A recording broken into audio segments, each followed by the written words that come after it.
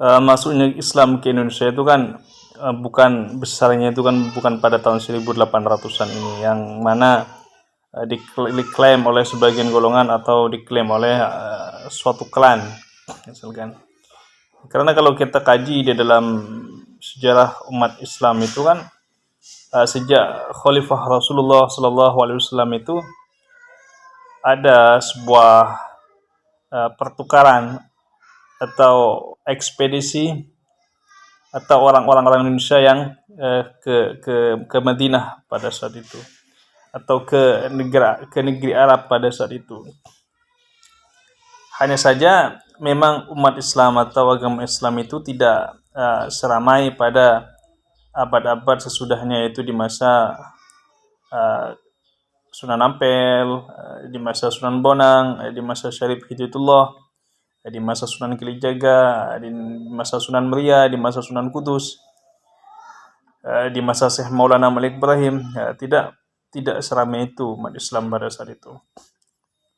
Bahkan kalau di dalam sejarah itu disebutkan bahwa raja Islam pertama itu bukan kerajaan Demak Bintoro, raja pertamanya itu Raden Fatah yang di-backing oleh para wali-wali penyebar agama Islam di Indonesia ini, bukan. Justru sebelum kerajaan Demak Bintoro itu ada, ini menurut penelitian Profesor Agus Sunyuto, bahwa di Lumajang itu ada sebuah kerajaan Islam.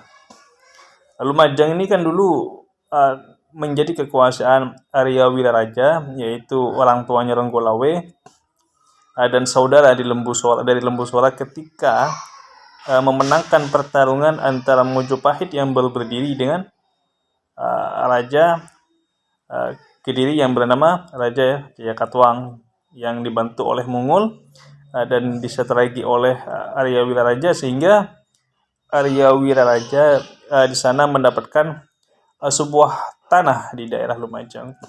Dan sebelum kerajaan Demak Bintoro itu hadir, didirikan oleh Raja Raden Fatah, sebuah kerajaan Islam di Lumajang itu sudah ada.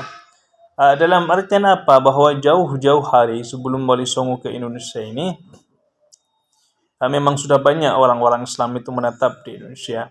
Dan bahkan kalau di dalam riwayat yang lain itu banyak para cucu Nabi itu di awal-awal Islam itu larinya ke Indonesia. Lah kemudian ada sebuah klan mengakui bahwa mereka lah yang mengislamkan Indonesia. Pada tahun 1800-an itu banyak klan-klan dari Yaman itu masuk ke Indonesia. Itu Islam sudah banyak di Indonesia, itu sudah menyebar. Hanya saja di kemudian hari kekacauan atas nama Islam itu didasari atau disebabkan oleh orang-orang Islam itu sendiri. Itu orang-orang yang tidak mengerti tentang persoalan-persoalan sosial. Dia hanya mengerti tentang mungkin tentang agama, tapi tidak terlalu jauh ke agamanya. Dia memiliki semangat agama, tapi dia tidak mampu menganalisa apa yang terjadi di sosial ini, sehingga mereka ngedebrus ke sana kemari, sehingga membuat kekacauan yang tidak selesai sampai saat ini. Para sahabat bisikan dari langit yang dirahmati oleh Allah Subhanahu wa taala, bagaimanapun kita telah lama ini dijajah oleh para penjajah, di mana semua agama itu memberontak, tidak hanya dari orang Islam itu sendiri.